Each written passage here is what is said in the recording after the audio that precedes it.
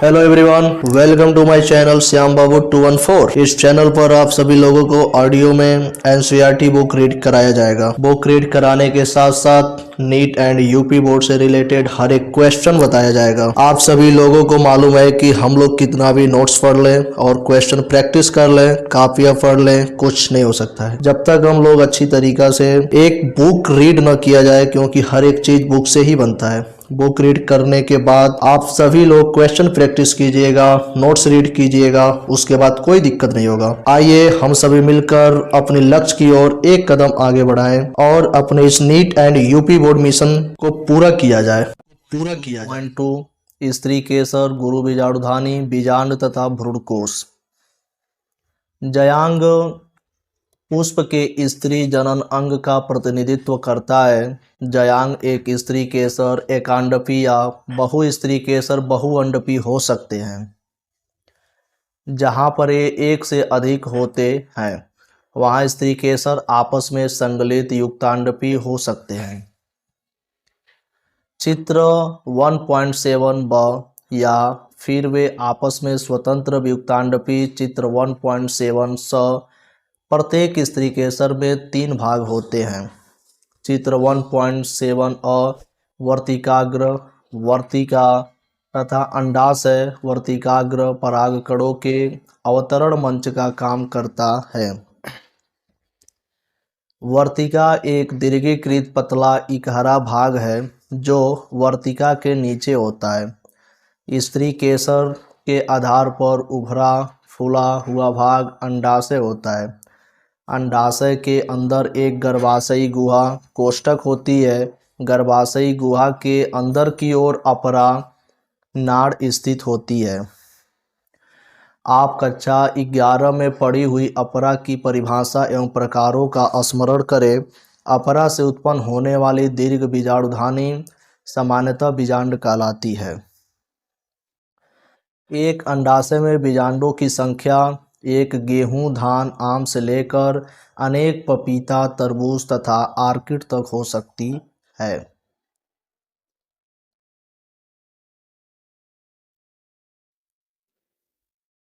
गुरु बीजाणुधानी बीजांड। आइए एक प्ररूपी आवृत बीजी बीजांड की चित्र 1.7 द संरचना से परिचित होवें। बीजांड एक छोटी सी संरचना है जो एक वृंत या डंठल, जिसे बीजांड वृंत कहते हैं, द्वारा अपरा से जुड़ी होती है। बीजांड की काया बीजांड वृंत के साथ नाभिका नामक क्षेत्र में संगलित होती है। अतः यह नाभिका बीजांड एक एवं बीजांड वृंत के संधि बिंदु का प्रतिनिधित्व करती है। प्रत्येक बीजांड में एक या 2 अध्यावरण नामक संरक्षण आवरण होते हैं। यह अध्यावरण बीजांड को चारों ओर से घेरे होता है। केवल बीजांड द्वार नामक आयोजित छोटे से रंध्र को छोड़कर अध्यावरण बीजांड को चारों तरफ से घेरे रहता है।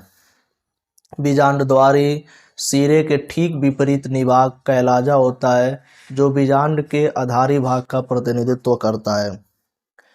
अध्यावरणी से घिरा हुआ कोशिकाओं का एक पुंज होता है जिसे बीजांडकाय कहते हैं। बीजांडकाय केंद्रक की कोशिकाओं से प्रचुरता से आरक्षित आहार सामग्री होती है। बीजांडकाय भ्रूणकोश या मादा युग्मोद्भिद बीजांडकाय में स्थित होता है। एक बीजांड में सामान्यतः एक अकेला भ्रूणकोश होता है जो एक गुरु बीजाणु से निर्मित होता है। गुरु बीजाणु जनन। गुरु बीजाणु मातृ कोशिकाओं से गुरु बीजाणुओं की रचना के प्रक्रम को गुरु बीजाणु जनन कहते हैं। बीजांड प्रायः एक अकेले गुरु बीजाणु मातृ कोशिका से बीजांडकाय के बीजांडद्वारी क्षेत्र में विलग होते हैं। यह एक बड़ी कोशिका है जो सघन जीव द्रव्य से समाहित एवं एक सुस्पष्ट केंद्रक युक्त होती है। गुरु बीजाणु मातृ कोशिका अर्धसूत्री विभाजन से गुजरती है गुरु बीजाणु मातृ कोशिकाओं का अर्धसूत्री विभाजन से गुजरने का क्या महत्व है?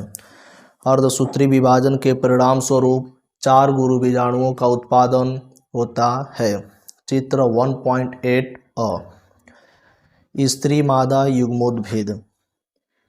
अधिकांश पुष्पी पादपों में गुरु बीजाणुओं में से एक कार्यशील होता है जबकि अन्य 3 अपविकसित अपभ्रष्ट हो जाते हैं।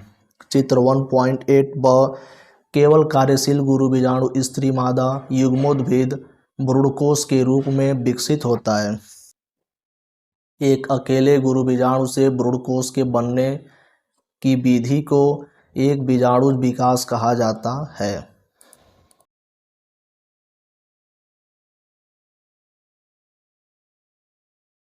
बीजांडकाय की कोशिकाओं गुरु बीजाणु मातृ कोशिका, क्रियाशील गुरु बीजाणु तथा मादा युग्मोद्भीद की सूत्रगुणता क्या होगी? आइए भ्रूणकोश के निर्माण का थोड़ा और विस्तार से अध्ययन करें। चित्र 1.8 क्रियाशील गुरु बीजाणु के केंद्रक समसूत्री विभाजन के द्वारा 2 केंद्रकीय न्यूक्लियाई बनाते हैं जो विपरीत ध्रुवों को चले जाते हैं और 2 न्यूक्लिएट यानी केंद्रीय भ्रूणकोश की रचना करते हैं। 2 अन्य क्रमिक समसूत्री केंद्रकीय विभाजन के परिणाम स्वरूप 4 केंद्रकीय न्यूक्लिएट और तत्पश्चात 8 केंद्रकीय न्यूक्लिएट भ्रूणकोश की संरचना करते हैं।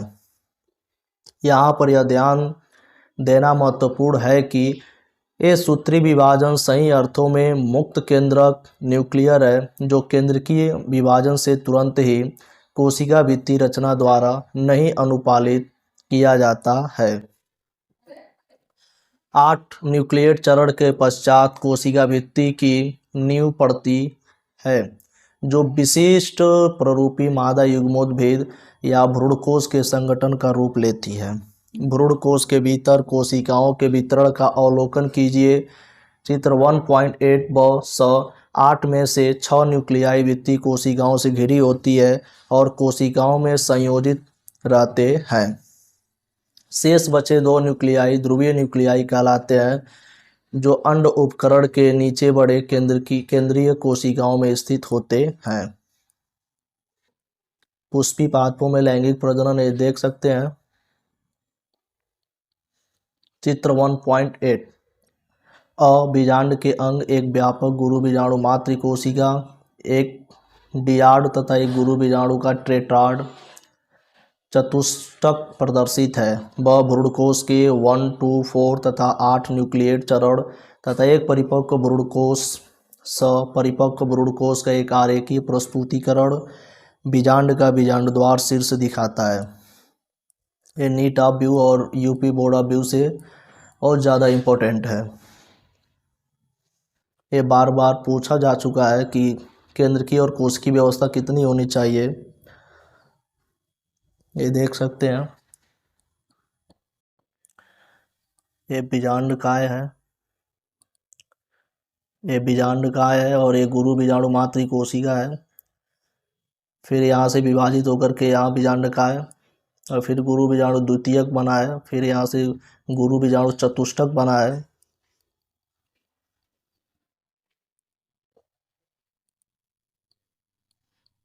फिर यहाँ से सहायक कोशिकाएं 1, 2 से 4, 4 से 8 सहायक कोशिकाएं। ये सहायक कोशिकाएं हैं। ये अंड है, केंद्रीय कोशिका, 2 ध्रुवीय केंद्रक, प्रतिव्यासांत है। प्रतिव्यासांत यहाँ पर है, ध्रुवीय केंद्रक, केंद्रीय कोशिका, ये अंड है, सहायक कोशिका, तंतु रूप समुच्चय। ये नीट और यूपी बोर्ड एग्जाम में बार बार पूछा जा चुका है कि कोशिका और केंद्र की व्यवस्था कितनी होनी चाहिए, जिसमें 7 कोशिकी और 8 केंद्र की व्यवस्था होनी चाहिए। इसको ध्यान दीजिएगा, नीट ऑफ व्यू से बहुत ज़्यादा इंपॉर्टेंट है, बार बार पूछा जा चुका है वो क्वेश्चन। इस फिगर के बारे में एक बार और दिखा देते हैं। ये फिगर नीट ऑफ व्यू और यूपी बोर्ड ऑफ व्यू से बहुत ज़्यादा इंपॉर्टेंट है, ध्यान दीजिएगा। आइए आगे बढ़ते हैं। भ्रूणकोश के अंदर कोशिकाओं का वितरण विशिष्टतापूर्ण होता है। बीजांड द्वारी सिरे पर 3 कोशिकाएं एक साथ समूहीकृत होकर अंड उपकरण या समुच्चय का निर्माण करती है। इस अंड समुच्चय उपकरण के अंतर्गत 2 सहायक कोशिकाएं तथा एक अंड कोशिका निहित होती है। बीजांडद्वारी छोर जिसे तंतु रूप समुच्चय कहते हैं पर एक विशेष सहायक कोशिकीय स्थूलन होने लगता है, जो सहायक कोशिकाओं में परागनलिकाओं को दिशा निर्देश प्रदान करने में महत्वपूर्ण भूमिका निभाता है। 3 अन्य कोशिकाएं निभागीय कैलाजल छोर पर होती है, प्रति व्यासांत एंटीपोडल कहलाती है। बृहद केंद्रीय कोशिका जैसा कि पहले बताया गया है में 2 ध्रुवीय न्यूक्लियाई होती है। जैसा कि पहले बताया गया है में 2 ध्रुवीय न्यूक्लियाई होती है। इस प्रकार से एक प्ररूपी आवृतबीजी भ्रूणकोश परिपक्व होने पर यद्यपि 8 न्यूक्लीकृत वस्तुतः 7 कोशिकीय होता है। यही बार बार क्वेश्चन पूछा जा चुका है। न्यूक्ली और कोशिकी व्यवस्था, कोशिका और केंद्रक की व्यवस्था, जिसमें 7 कोशिकी और 8 केंद्रकी होते हैं। ध्यान दीजिएगा, पेपर में आ चुका है। आइए आगे बढ़ते हैं। परागण, यह भी अपने आप में एक महत्वपूर्ण क्वेश्चन है। परागण, आइए इसके बारे में पढ़ते हैं। पूर्ववर्ती भाग में आप पढ़ चुके हैं कि पुष्पीय पादपों में नर एवं मादा युग्मक क्रमशः परागकण एवं भ्रूणकोश में पैदा होते हैं। चूँकि दोनों ही प्रकार के युग्मक अचल हैं, अतः निषेचन संपन्न होने के लिए दोनों को ही एक साथ लाना होता है। यह कैसे संपन्न हो, इस उद्देश्य की प्राप्ति के लिए परागण एक प्रक्रम है। परागकणों परागकोश से झरने के पश्चात का स्त्री केसर के वर्तिकाग्र तक स्थानांतरण या संचारण को परागण कहा जाता है। परागण की प्राप्ति के लिए पुष्पीय पादपों ने एक आश्चर्यजनक अनुकूलन व्यूह विकसित किया है। ये परागण को प्राप्त करने के लिए बाह्य कारकों का उपयोग करते हैं। या आप इस समय अधिक से अधिक बाहरी कारकों की सूची बना सकते हैं। परागण के प्रकार, पराग के स्रोत को ध्यान में रखते हुए परागण को 3 प्रकारों में बांटा जा सकता है। कौन कौन, आइए देखते हैं। पहला क स्वयुग्मन यानी ऑटोगैमी, एक ही उसी पुष्प में परागकोश से वर्तिकाग्र तक परागकणों का स्थानांतरण है। चित्र 1.9 इस प्रकार का परागण उसी पुष्प के अंदर होता है। एक सामान्य पुष्प में जहाँ परागकोश एवं वर्तिकाग्र खुलता एवं अनावृत होता है, वहाँ पूर्ण स्वयुग्मन अपेक्षाकृत दुर्लभ होता है। इस प्रकार के पुष्पों में स्वयुग्मन के लिए पराग एवं वर्तिकाग्र की विमुक्ति के लिए क्रमशः समाकलिकता की आवश्यकता होती है। इसके साथ ही परागकोश एवं वर्तिकाग्र को एक दूसरे के पास अवस्थित होना चाहिए ताकि स्वपरागण संपन्न हो सके। कुछ पादप जैसे कि वायोला, सामान्य पानसी, ओक्जेलिस तथा कोमेलिना कनक्वा 2 प्रकार के पुष्प पैदा करते हैं। उन्मील परागणी पुष्प अन्य प्रजाति के पुष्प के समान ही होते हैं, जिसके परागकोश एवं वर्तिकाग्र अनावृत होते हैं, तथा अनुन्मूलीय परागणी पुष्प कभी भी अनावृत नहीं होते हैं। चित्र 1.9 इस प्रकार के पुष्पों में परागकोश एवं वर्तिकाग्र एक दूसरे के बिल्कुल नज़दीक स्थित होते हैं। जब पुष्प कलिका में परागकोश स्फुटित होती है तब परागकण वर्तिकाग्र के संपर्क में आकर परागण को प्रभावित करते हैं। अतः अनुन्मूलीय परागणी पुष्प सदैव स्वयुग्मन होते हैं, क्योंकि यहाँ पर वर्तिकाग्र पट क्रॉस या पर परागण अवतरण के अवसर नहीं होते हैं। आइए इस फिगर को देखते हैं। चित्र 1.9 अ स्वपरागित पुष्प, ब पर परागित पुष्प और स अनुन्मूलीय परागणी पुष्प। ये अ वाला फिगर है और ये ब वाला फिगर है। और ये 100 वाला फिगर है जिसमें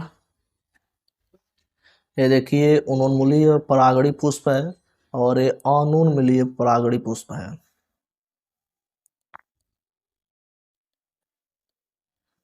उन्मील परागड़ी पुष्प सुनिश्चित रूप से यहाँ तक कि परागण की अनुपस्थिति में बीज पैदा करते हैं। क्या आप सोचते हैं कि अनुन्मूलीय पौधों को इससे फायदे हैं या हानि? क्यों? ख सजात पुष्पीय परागण। सजात पुष्पीय परागण देखा जाए भाई, ये क्या होता है? एक ही पादप के एक पुष्प के परागकणों का दूसरे पुष्प के वर्तिकाग्रों तक का स्थानांतरण है। यद्यपि सजात पुष्पी परागण क्रियात्मक रूप से परपरागण है, जिसमें एक कारक एजेंट सम्मिलित होता है। सजात पुष्पी परागण लगभग स्वयुग्मन जैसा ही है, क्योंकि इसमें परागकण उसी पादप से आते हैं। ग परनिषेचन। इसमें भिन्न पादपों के परागकोश से भिन्न पादपों के वर्तिकाग्र तक परागकणों का स्थानांतरण होता है। चित्र 1.9 ब। मात्र यही केवल एक प्रकार का परागण है जिसमें परागण के समय आनुवंशिकतः भिन्न प्रकार के परागकणों का आगमन होता है। परागण के अभिकर्मक या कारक। पौधे परागण के कारक या विकर्मक के रूप में दो अजीवीय वायु एवं जल तथा एक जीवीय प्राणी कारक एजेंट का उपयोग कर लक्ष्य प्राप्त करते हैं।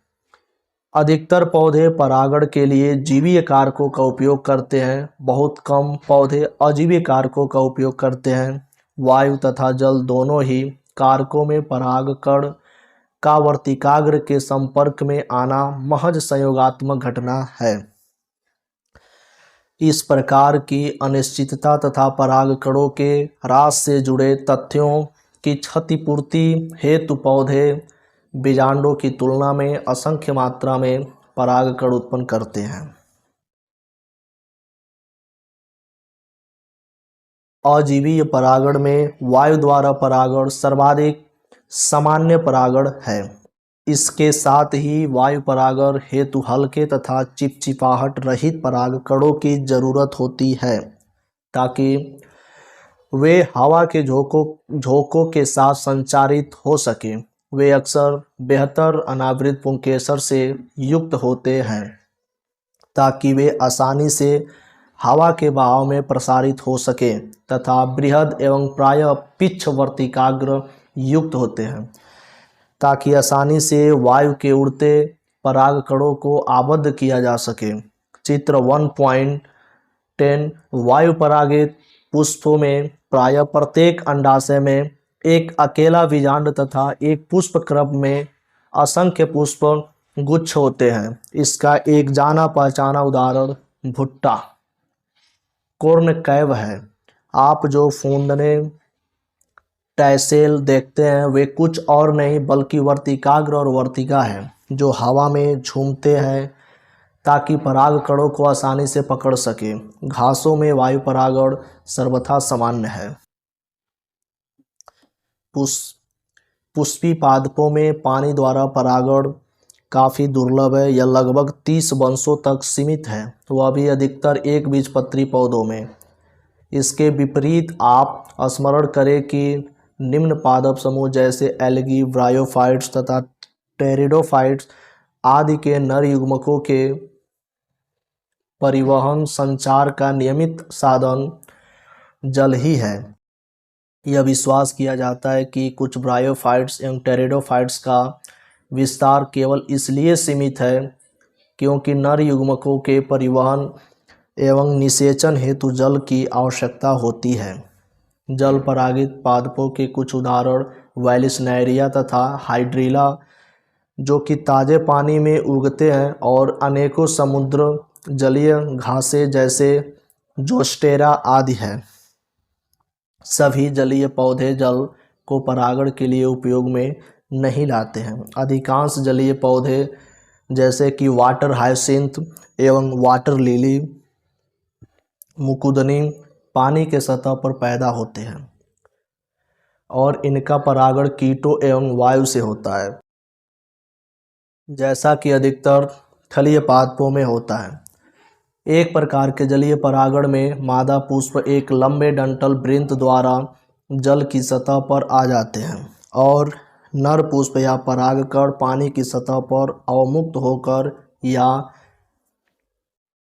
आ जाते हैं। उदाहरणार्थ वाइल्सनेरिया लंबे डंठल के साथ जल धाराओं में निष्क्रिय रूप से बहते रहते हैं। चित्र 1.11 इनमें से कुछ एक संयोगात्मक रूप से मादा पुष्प एवं वर्तिकाग्र तक पहुंच जाते हैं।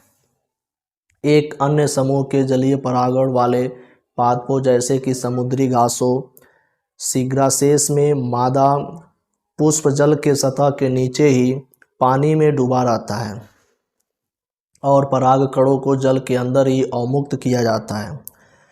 इस प्रकार की बहुत सारी प्रजातियों के परागकण लंबे फीते जैसे होते हैं तथा जल के भीतर निष्क्रिय रूप से बहते रहते हैं। इनमें से कुछ एक वर्तिकाग्र तक पहुंच जाते हैं और परागण पूरा होता है। जल परागित अधिकतर प्रजातियों में परागकणों को पानी के भीतर गीले श्लेष्मक आवरण द्वारा संरक्षित रखा जाता है। वायु एवं जल परागित पुष्प न तो बहुत रंग युक्त होते हैं और न ही मकरंद पैदा करते हैं। इसका क्या कारण हो सकता है? अधिकतर पुष्पीय पादप परागण के लिए प्राणियों को परागण कर्मक कारक के रूप में उपयोग करते हैं। मधुमक्खियां, भौरे, तितलियां, बर, चींटियां, शलभ या कीट पक्षी, शकखोरा तथा गुंजन पक्षी तथा चमगादड़ आदि सामान्य परागणीय अभिकर्मक है। प्राणियों में कीट पतंग विशेष रूप से मधुमक्खी चित्र 1.11 प्रधान जीवी परागण कर्मक है। यहाँ तक कि बड़े नर वानरगण के प्राणी लीमर या लेम्यूर, वृक्षवासी, शाखाचारी कृंतक और यहाँ तक कि सरीसृप वर्ग गीको छिपकली तथा उपवन छिपकली भी कुछ प्रजाति के पादपों के परागण के लिए सक्रिय पाए गए हैं। प्रायः प्राणी परागित पादपों के पुष्प एवं एक विशिष्ट प्रजाति के प्राणी के लिए विशेष रूप से अनुकूलित। कीट परागित पुष्प बड़े, रंगीन, पूर्ण सुगंध युक्त तथा मकरंद से भरपूर होते हैं। जब पुष्प छोटे होते हैं तब अनेक पुष्प एक पुष्प वृंत में समूहबद्ध होकर अधिक उभर आते हैं। प्राणी रंगों एवं अथवा सुगंध महक के कारण पुष्पों की ओर आकर्षित होते हैं। मक्खियों एवं बीटलों से परागणित होने वाले पुष्प मलिन गंध स्रावित करते हैं, जिससे ये प्राणी आकर्षित होते हैं। प्राणियों से भेंट जारी रखने के लिए पुष्पों को कुछ लाभ या पारितोषिक उपलब्ध कराना होता है। मकरंद और परागकण फूलों द्वारा प्रदत्त आम पारितोषिक है। इस पारितोषिकों को पाने के लिए प्राणी आगंतुकों को परागकोश तथा वर्तिकाग्र के संपर्क में आना पड़ता है। प्राणी के शरीर पर परागकणों का एक आवरण सा चढ़ जाता है, जो प्राणी परागित फूलों में प्रायः चिपचिपा होता है। जब परागकणों से लिप्त प्राणी वर्तिकाग्र के संपर्क में आता है तो यह परागण पूरा करता है। कुछ पुष्प प्रजातियों में यह पुरस्कार अंडा देने की सुरक्षित जगह के रूप में होता है। एक उदाहरण एमोर्फोफेलस का लंबोत्तर पुष्प स्वतः लगभग 6 फीट ऊंचा होता है। ठीक ऐसा ही एक सहसंबंध शलभ की एक प्रजाति और यूका पादप के बीच होता है, जहां दोनों ही प्रजाति शलभ एवं पादप बिना एक दूसरे के बिना अपना जीवन चक्र नहीं पूरा कर सकते हैं। इसमें शलभ अपने अंडे पुष्प के अंडाशय के कोष्ठक में देती है, जबकि इसके बदले में वह शलभ द्वारा परागित होता है। शलभ का लार्वा अंडे से बाहर तब आता है जब बीज विकसित होना प्रारंभ होता है। क्यों न आप निम्नलिखित पादपों या कोई भी जो उपलब्ध हो के पुष्पों का अवलोकन करें, जैसे खीरा, आम, पीपल, धनिया, पपीता, प्याज, लोबिया, कपास, तंबाकू, गुलाब, नींबू, यूकेलिप्टस, केला आदि। यह पता करने की कोशिश करें कि इन पुष्पों के पास कौन से प्राणी आते हैं और क्या वे परागण कर सकते हैं। आपको धैर्य के साथ कुछ दिनों तक भिन्न भिन्न समयों पर उन्हें देखना होगा। आप यह देखने की भी कोशिश करें कि क्या उस पुष्प तक आने वाले भ्रमणकारी प्राणी तथा एक पुष्प की विशिष्टता के बीच कोई सहसंबंधता है या नहीं। परागकोश एवं वर्तिकाग्र के संपर्क में आने वाले भ्रमणकर्ता प्राणी का ध्यानपूर्वक अवलोकन करें जो परागण को पूरा करता हो। बहुत सारे कीट या भ्रमणकर्ता बिना परागण किए पराग या मकरंद का भक्षण कर लेते हैं, अतः ऐसे आगंतुकों या भ्रमणकारियों को पराग यानी मकरंद दस्यु के रूप में संदर्भित किया जाता है। आप शायद परागकारियों को पहचान सके या न पहचान सके, पर आप निश्चित रूप से अपने प्रयास में आनंद प्राप्त करेंगे। बाह्य प्रजनन युक्तियाँ अधिकतर पुष्पीय पादप उभयलिंगी पुष्पों एवं परागकणों को उत्पन्न करते हैं जो बहुत हद तक उसी पुष्प के वर्तिकाग्र के संपर्क में आते हैं। निरंतर स्वपरागण के फलस्वरूप प्रजनन में अंतःप्रजनन अवनमन होता है। पुष्पीय पादपों ने बहुत सारे ऐसे साधन या उपाय विकसित कर लिया है जो परागण को हतोत्साहित एवं पर परागण को प्रोत्साहित करते हैं। कुछ प्रजातियों में पराग अवमुक्त एवं वर्तिकाग्र ग्राहता समकालिक नहीं होती है। या तो वर्तिकाग्र के तैयार होने से पहले ही पराग अवमुक्त कर दिए जाते हैं या फिर परागों के झड़ने से काफ़ी पहले ही वर्तिकाग्र ग्राह बन जाता है। कुछ प्रजातियों में परागकोश एवं वर्तिकाग्र भिन्न स्थानों पर अवस्थित होते हैं, जिससे उसी पादप में पराग वर्तिकाग्र के संपर्क में नहीं आ पाते हैं। दोनों ही युक्तियां स्वयुग्मन रोकती है। अंतःप्रजनन रोकने का तीसरा साधन स्व असामंजस्य है। यह एक वंशानुगत प्रक्रम तथा स्वपरागण रोकने का उपाय है। उसी पुष्प या उसी पादप के अन्य पुष्प से जहाँ बीजांड के निषेचन को पराग अंकुरण या स्त्री केसर में पराग नलिका वृद्धि को रोका जाता है। स्वपरागण को रोकने के लिए एक अन्य साधन है एक लिंगी पुष्पों का उत्पादन। अगर एक ही पौधे पर नर एवं मादा दोनों ही पुष्प उपलब्ध हैं, जैसे एरंड, मक्का, उभयलिंगाश्री, यह स्वपरागण को रोकता है, न कि सजात पुष्पी परागण को। बहुत सारी प्रजातियों जैसे पपीता में नर एवं मादा पुष्प भिन्न पादपों पर होते हैं, अर्थात प्रत्येक पादप या तो मादा या नर है। एक लिंगाश्री यह परिस्थिति स्वपरागण तथा सजात पुष्पी परागण दोनों को अवरोधित करती है। पराग स्त्री केसर संकर्षण पारस्परिक क्रिया परागण बिल्कुल सही प्रकार के परागकणों का स्थानांतरण सुनिश्चित नहीं कराता है। ठीक उसी प्रजाति का सुयोग्य पराग वर्तिकाग्र तक पहुँचे, प्रायः गलत प्रकार के पराग भी उसी वर्तिकाग्र पर आ पड़ते हैं, जिसमें या तो उसी पादप से होते हैं या फिर अन्य पादप से। यदि वह स्वपरागण के अयोग्य हैं, स्त्री केसर में सक्षमता होती है कि वह पराग को पहचान सके कि वह उसी वर्ग के सही प्रकार का पराग सुयोग्य है या फिर गलत प्रकार का अयोग्य है। यदि पराग सही प्रकार का होता है तो स्त्री केसर उसे स्वीकार कर लेता है तथा परागण पश्च घटना के लिए प्रोत्साहित करता है, जो कि निषेचन की ओर बढ़ता है।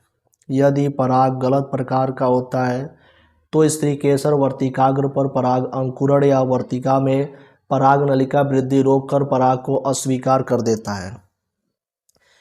एक स्त्री केसर द्वारा पराग के पहचानने की सक्षमता उसकी स्वीकृति या अस्वीकृति द्वारा अनुपालित होती है, जो पराग कणों एवं स्त्री केसर के बीच निरंतर संवाद का परिणाम है। इस संवाद की मध्यस्थता स्त्री केसर तथा पराग के रासायनिक घटकों के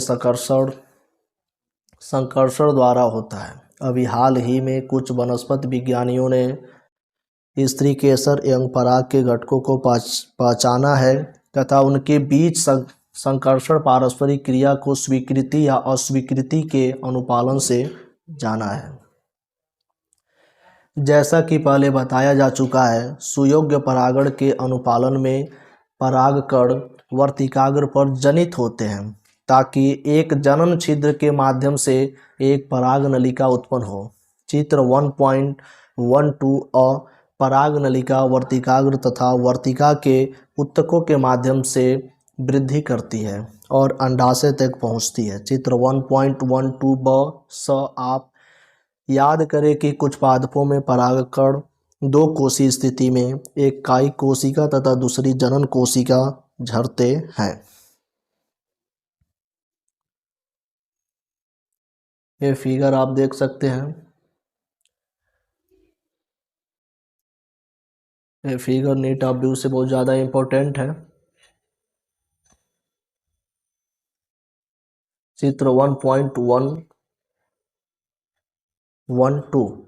अपरागकणों का वर्तिकाग्र पर अंकुरण, वर्तिका में पराग नलिकाओं की वृद्धि, स्त्री केसर के अनुप्रस्थ लंब काट में पराग नलिका की वृद्धि दिख रही है। एक अंड समुच्चय के बृहत दृश्य पटल पर एक सहायक कोशिका के तंतुमय समुच्चय में पराग नलिका का प्रवेश दिखता है। एक सहायक कोशिका में नर युग्मक का स्खलन एवं शुक्राणु की गतिशीलता जो एक अंडे में तथा दूसरी केंद्रीय कोशिका में है। इस फिगर को आप देख सकते हैं। ये फिगर नीट ऑफ व्यू से बहुत ज़्यादा इम्पोर्टेंट है, ध्यान दीजिएगा। इस प्रकार के पादपों में जनन कोशिका विभाजित होती है और वर्तिकाग्र में पराग नलिका की वृद्धि के दौरान दो नर युग्मकों की रचना करती है। जिन पादपों में पराग 3 कोशीय स्थिति में होते हैं वहाँ पराग नलिका शुरुआत से ही दो नर युग्मकों को ले जाती है। पराग नलिका अंडाशय में पहुँचने के पश्चात बीजांड द्वार के माध्यम से बीजांड में प्रविष्ट करती है और तत्पश्चात तंतुमय समुच्चय के माध्यम से एक सहायक कोशिका में प्रविष्ट करती है। चित्र 1.12 हाल ही के बहुत सारे अध्ययन यह दर्शाते हैं कि सहायक कोशिका के बीजांड द्वारी हिस्से पर उपस्थित तंतु रूप समुच्चय पराग नलिका के प्रवेश को दिशा निर्देशित करती है। वर्तिकाग्र पर पराग अवस्थित होने से लेकर बीजांड में पराग नलिका के प्रविष्ट होने तक की सभी घटनाओं को पराग स्त्री केसर संकर्षण के नाम से संबोधित किया जाता है। जैसा कि पहले भी बताया गया है, पराग स्त्री केसर संकर्षण एक गतिक प्रक्रम है जिसमें पराग पहचान के साथ पराग को प्रोन्नति या अवनति द्वारा अनुपालन सम्मिलित है। इस क्षेत्र के बारे में ज्ञान प्राप्त करने से पादप प्रजनकों को पराग स्त्री केसर संकर्षण के हेर फेर में यहाँ तक कि अयोग्य परागण से अपेक्षित संकर जाति प्राप्त करने में मदद प्राप्त होगी।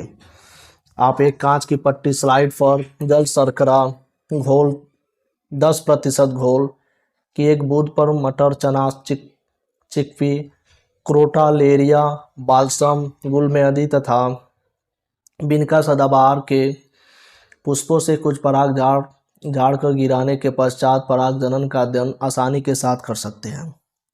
स्लाइड पर इन्हें रखने के 15 से 30 मिनट के बाद स्लाइड को कम शक्ति लो पावर के लेंस वाले सूक्ष्मदर्शी यंत्र पर रखकर अवलोकित करें। बहुत संभव है कि आप पराग कणों से निकलती हुई पराग नलिकाओं को देख पाएं। एक प्रजनक विभिन्न प्रजातियों के संकरण क्रॉसिंग में तथा वाणिज्य रूप से सर्वोत्तम श्रेणी के अपेक्षित विशिष्टता वाले जनन संपाक में रुचि रखते हैं।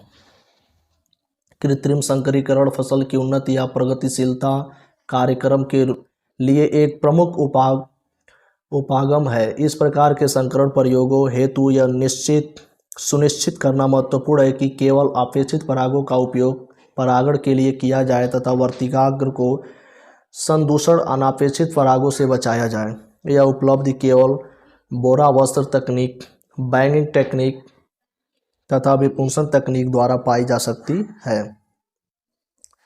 यदि कोई मादा जनक द्विलिंगी पुष्प धारण करता है तो पराग के इस प्रस्फुटन से पहले पुष्पकलिका से पराग कोष के निष्कासन हेतु एक जोड़ा चिमटी का इस्तेमाल आवश्यक होता है। इस चरण को विपुंसन के रूप में संदर्भित किया जाता है। विपुंसन पुष्पों को उपयुक्त आकार की थैली से आवृत किया जाना चाहिए, जो सामान्यतः बटर पेपर पतले कागज की बनी होती है, ताकि इसके वर्तिकाग्र को अवांछित परागों से बचाया जा सके। इस प्रक्रम को बैंगिंग या बोरा वस्त्रावरण कहते हैं। जब बैंगिंग वस्त्रावृत पुष्प का वर्तिकाग्र सुग्राहता को प्राप्त करता है, तब नर अभिभावक से संग्रहित पराग कोष के पराग को उस पर छिड़का जाता है और उस पुष्प को पुनः आवृत करके उसमें फल विकसित होने के लिए छोड़ दिया जाता है। यदि मादा जनक एक लिंगी पुष्प को पैदा करता है तो विपुंसन की आवश्यकता नहीं होती है। पुष्पों के खिलने से पूर्व ही उन्हें आवृत कर दिया जाता है। जब वर्तिकाग्र सुग्राहा बन जाता है, तब अपेक्षित पराग के उपयोग द्वारा परागण करके पुष्प को पुनः आवृत रिवाइगॉट कर दिया जाता है। रिवाइज करते हैं, फिगर को पुनः देखते हैं क्योंकि फिगर बहुत ज़्यादा इम्पोर्टेंट है।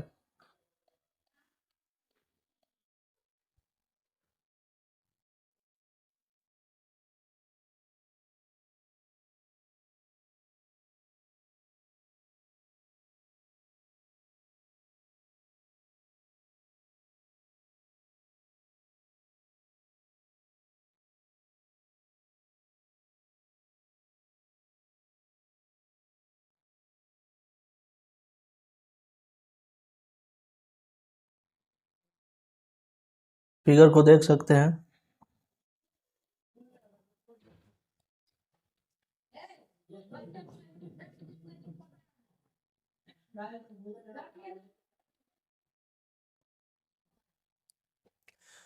ये चित्र 1.8 बीजांड के अंग एक व्यापक गुरु बीजाणु मातृ कोशिका, एक डियाड तथा एक गुरु बीजाणु का टेट्रा चतुष्क प्रदर्शित है और भ्रूण कोश के 1 to 4 तथा 8 न्यूक्लिएट चरण तथा एक परिपक्व भ्रूण कोश सपरिपक्व भ्रूण कोश का एक आरेखी प्रस्तुतिकरण बीजांड के बीजाणु द्वार शीर्ष दिखाता है। ये फिगर नीड ऑफ व्यू से बहुत ज़्यादा इंपॉर्टेंट है। इसको देख सकते हैं, बीजांड का है, गुरु बीजाणु मातृ कोशिका है, फिर बीजांड का है, गुरु बीजाणु द्वितीयक बना है, यहाँ से गुरु बीजाणु चतुष्टक बन चुका है और यहाँ पे सहायक कोशिका अंड केंद्र की कोशिका 2 ध्रुवीय केंद्रक प्रतिव्यासांत है और यहाँ पे सब अलग हो चुका है। इसमें 7 कोशिका और 8 केंद्र की व्यवस्था होता है। ये नीट में पूछा जा चुका है और इसको देख सकते हैं, यह चित्र 1.9 और स्वपरागित पुष्प पर परागित पुष्प अनुन्मूलीय पुष्प। ये स्वपरागित पुष्प है, इसको आप लोग ध्यान से देख लीजिएगा। स्वपरागित है, परपरागित अनुन्मूलीय पुष्प। इसमें उन्मूलीय परागणीय पुष्प है या अनुन्मूलीय परागणीय पुष्प है। ये चित्र 1.10 वायु परागित पादप संगणित पुष्पक्रम तथा स्पष्ट अनावृत पुंकेसर को दर्शाते हुए। इस फिगर को देख सकते हैं आप, इसको जूम करके वो दिखाया गया है यहाँ पे, इस इतना ही पार्ट को देख लीजिएगा।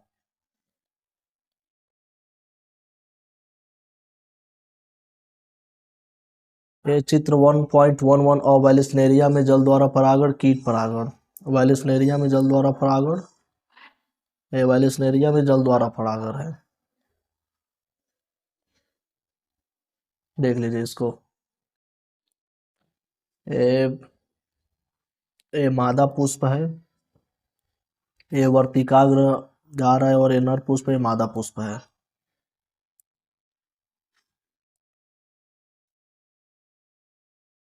और एक कीट परागण 0.12 परागकणों का वर्तिकाग्र पर अंकुरण, बहुवर्तिका में पराग नलिकाओं की वृद्धि, सस्त्री केसर के अनुप्रस्थ लंबे काट में पराग नलिका की वृद्धि दिख रही है। तो एक अंड समुच्चय के बृहद दृश्य पटल पर एक सहायक कोशिका के तंतुमय समुच्चय में पराग नलिका का प्रवेश दिखता है। ये एक सहायक कोशिका में नरयुग्मक का स्खलन एवं शुक्राणु गतिशीलता जो एक अंडे में तथा दूसरी केंद्रीय कोशिका में है। इसको देख लीजिएगा। यही इस फिगर के सबसे मेन है, इसको आप ध्यान से देख लीजिएगा, वही मेन है सबसे। और इसका नाम ही बताया गया है, ये जीव द्रव्य कला है, सहायक कोशिका, तंतुरूप, नरयुग्मक, कायिक केंद्रक, केंद्रीय कोशिकांड कोशिका, ध्रुवीय नरयुग्मक है पूरा।